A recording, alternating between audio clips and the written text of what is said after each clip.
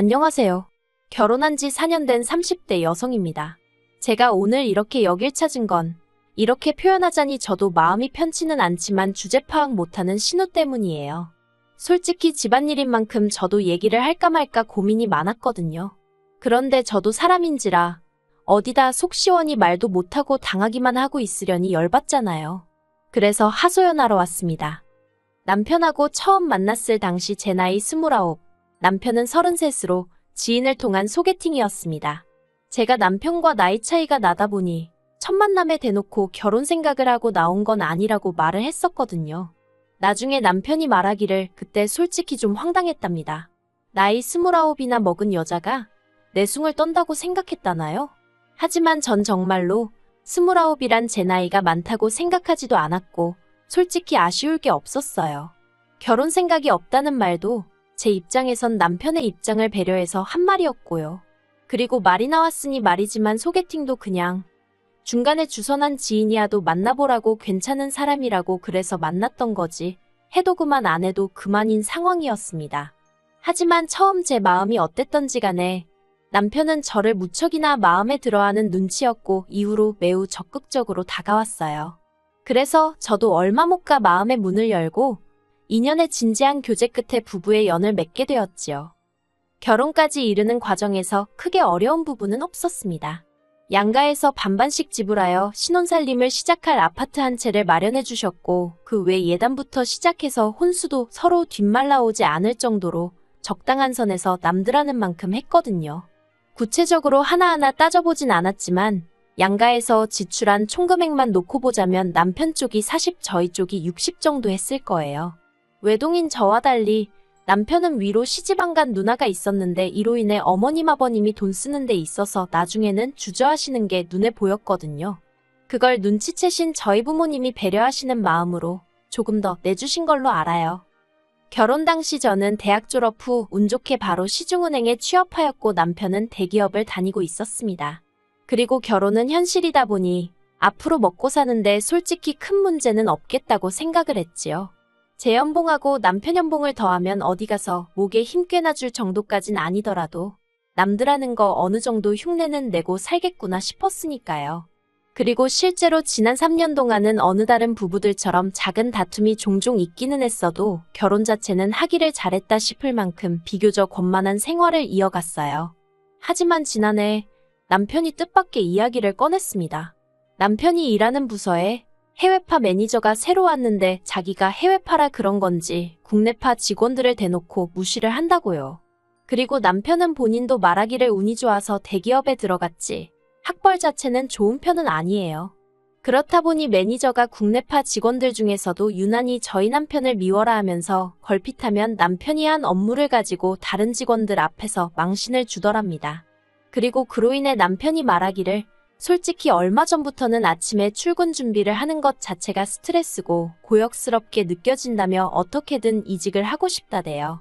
그리고 그토록 괴로워하는 남편에게 차마 사회생활이 다 그런 거다. 이직은 무슨 이직이냐 어딜 가도 이상한 사람은 있기 마련이니 조금만 참고 견뎌라 차마 그렇게 말을 할 수는 없더라고요. 아쉬운 마음이 크긴 했지만 남편의 결정을 믿고 따라주겠다 했습니다. 그런데 문제라고 해야 할지 실은 저희가 올해는 아이를 갖는 쪽으로 방향을 잡아둔 상황이었거든요. 그런데 남편이 이직을 하면서 월급도 줄고 일하는 시간도 약간 길어졌기에 지금 애를 낳는 게 현명한 건지 아무튼 이래저래 생각이 많아지대요. 물론 낳아 키우자면 키울 수야 있었지만 원래 조금이라도 더 좋은 것만 주고 싶은 게 부모 마음이니까요. 그리고 이런 고민으로 제가 골머리를 앓고 있던 무렵 남편이 황당한 일을 벌였습니다. 그건 바로 이사를 고민하시던 어머님께 저희 집 근처로 이사를 와달라고 했던 거지요. 제가 어이가 없어서 남편더러 도대체 무슨 생각으로 그런 거냐니까 한다는 말이 가까이 살면서 이런저런 도움을 받아보려고 했답니다. 하다못해 반찬이라도 한두 개 얻어먹으면 그나마 살림에 도움이 되지 않을까 싶었다나요. 황당하고 어이가 없었지요. 까놓고 말해서 그깟 생활비 몇 푼 아끼자고 어머님 아버님 곁에 살고 싶어하는 며느리가 몇이나 있겠어요? 하지만 남편은 정말 좋은 뜻으로 그런 거라며 황당해하는 저에게 억울하다 난리였네요. 그리고 결국 어머님은 저희 집에서 걸어서 10분도 안 걸리는 곳으로 이사를 오셨습니다. 어머님의 이사와 관련해서 제 나름대로 우려했던 몇 가지가 있었는데 그중 하나가 어머님의 방문이었거든요. 그리고 아니나 다를까 우려했던 대로 이사 이후로 어머님은 걸핏하면 저희 집에 찾아오시기 시작하셨습니다. 연락은 하고 오실 때도 있었고 안 하고 오실 때도 있었는데 어느 쪽이든지 간에 집에 저희가 있는 한 문을 안 열어드릴 수는 없었으니 큰 차이는 없었어요. 그리고 솔직히 때로는 어머님이 안쓰럽게 느껴지기도 했었는데 그게 실은 어머님도 어머님대로 집에만 있는 신우랑 부딪히기 싫으니까 대피하듯 저희 집에 오시는 거더라고요. 그 얘기를 듣고 나서는 그래도 한두 시간이라도 저희 집에 계시다 가시면 마음이 풀리신다니 다행이다 싶기도 하고 그래서 저도 제 나름대로 어머님께 잘해드리려고 마음을 많이 썼어요. 숫기 없는 성격인데도 말도 먼저 걸고 그랬더니 어머님은 저랑 당신이 많이 가까워졌다고 느끼신 모양이에요. 언젠가부터 저더러 혹시 신우 소개해줄 만한 사람 없냐며 저에게 부탁 아닌 부탁을 하기 시작하셨으니까요. 그런데 제가 은행을 다니고 있긴 했어도 외국계이기도 하고 사무실로는 겨우 일주일에 한 번 출근을 하는 수준이었으니 다른 직원들과 교류가 많지는 않았거든요.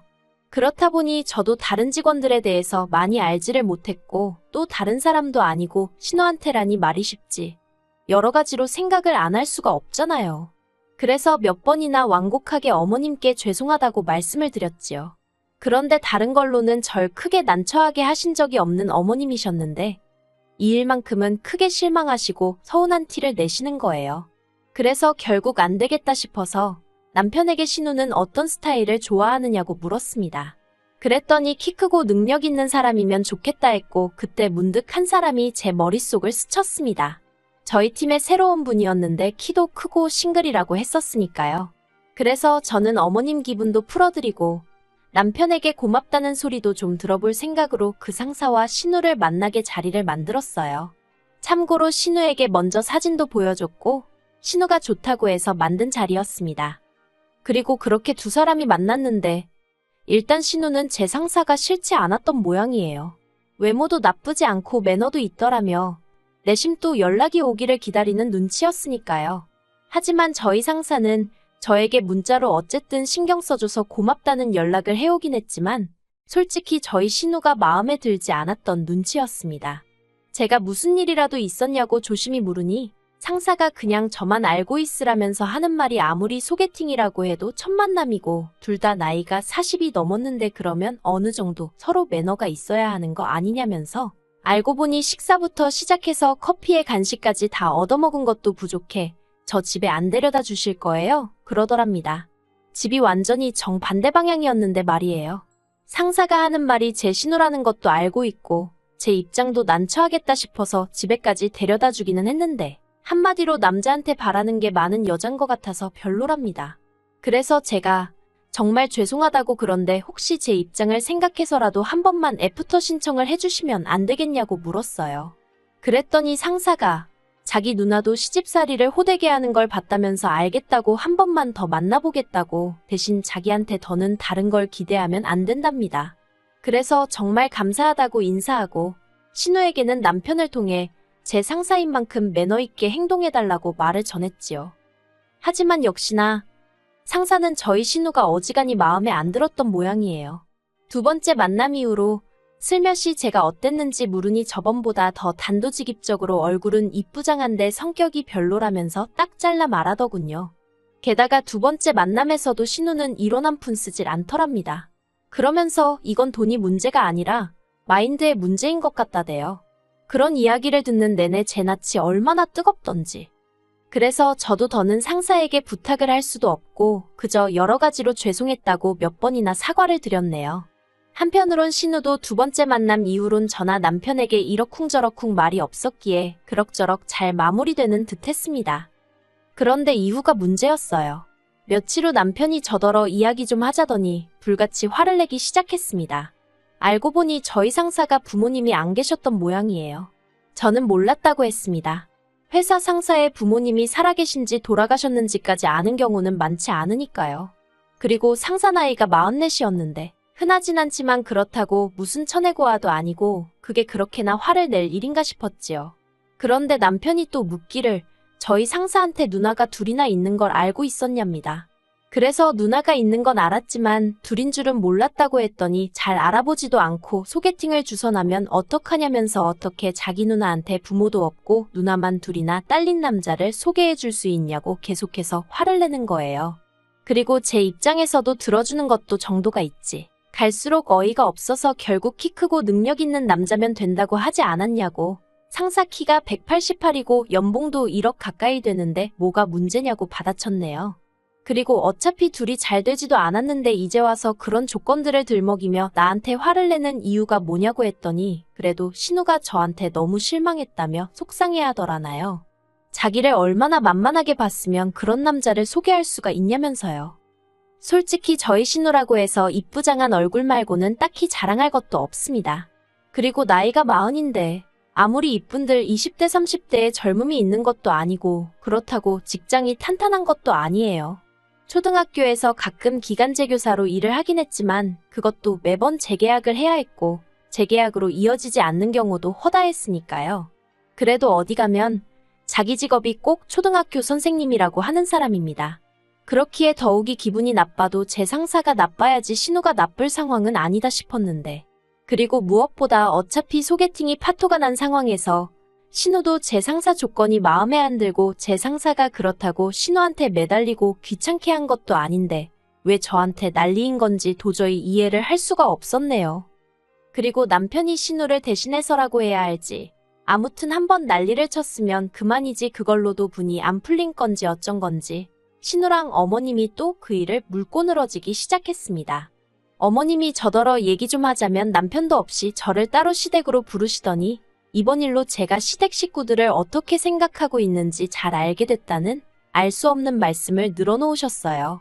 나름대로 교양 있게 말씀하고 싶으셨던 건지 몹시도 애둘러서 말씀하셨지만 결국 제가 시부모님도 무시하고 신우도 무시해서 그런 조건의 남자를 데려왔다는 식으로요. 그리고 저도 남편한테 한번 당한 것도 억울한데 어머님까지 나서서 이미 파토난 소개팅을 가지고 저한테 가타부타 하시니 저는 듣고만 있기가 너무 억울했습니다. 그래서 저도 확인사살 시켜드리는 기분으로 하나하나 따지고 들기 시작했어요. 교양이고 뭐고 그런 게 무슨 소용인가 싶어서 신우 조건으로 솔직히 초혼 자리 찾기가 얼마나 어려운지 아시냐는 소리까지 했지요. 그랬더니 어머님이 정말 시쳇말로 개거품을 무시면서 그러면 너는 내 딸이 어디 후처자리나 알아봐야 한다는 소리냐고 악을 쓰시길래 그게 아니라 신우도 나이가 나이인 만큼 상황 판단을 잘 해야 한다는 얘기라고 딱 잘랐네요. 이 일로 저는 완전히 시부모님 눈밖에 나게 되었습니다. 그리고 솔직히 처음엔 어머님한테 야속한 마음이 컸던 게 사실이에요. 그간 그래도 어머님이랑 잘 지내왔다고 생각했고 제 나름대로 어머님의 인품에 있어서 좋게 생각하는 부분들이 있었으니까요. 하지만 자식일에는 장사 없다더니 막상 신우일에서는 옳고 그르고 그런 것들을 제대로 판단하지 못하시대요. 그리고 그런 와중에 신우는 신우대로 자기가 소개팅에서 한 짓은 깨닫지 못하고 자기가 왕년에 얼마나 잘 나갔는 줄 아냐면서 한때는 자기가 무슨 기업 대표하더라고도 데이트를 했었다는 소리나 해대는데 오죽하면 제가 세상 천지에 왕년 없는 사람이 어딨냐고 쏘아붙이기까지 했다니까요. 하지만 이 모든 갈등 속에서도 남편이 하다못해 중립만 지켜줬으면 제가 이렇게 억울하진 않았을 겁니다. 그런데 남편은 계속해서 저더러 자기 누나 기분도 이해를 해주라며 저더러 같은 여자면서 너무 냉정하다더니 급기야는 한다는 소리가 저도 자기 아니었으면 신우처럼 혼자 늙었을지 누가 아냐는 막말을 해대더군요. 그 소리를 들었을 땐 정말 자존심이 상해서 솔직히 저도 남편이 좋아서 한 결혼이긴 했지만 남편이랑 이루어지지 않았대도 누구한테라도 갔겠죠. 저는 신우처럼 적어도 오르지 못할 나무를 쳐다보고 착각 속에 빠져 사는 한심한 사람은 아니었으니까요. 그리고 남편에게 그 소리를 듣고는 며칠 동안 정말 밤잠을 설칠 만큼 기분이 좋지 않았습니다. 이번 일이 아니었다면 저는 평생 저를 구해줬다고 착각하는 인간이랑 한 이불을 덮고 살 뻔한 거니까요. 그래서 저는 남편과 이혼을 결심했습니다. 꼴 같지 않고 말 같지 않은 착각을 하는 인간, 저야말로 걷어주고 싶은 생각이 싹 사라졌거든요.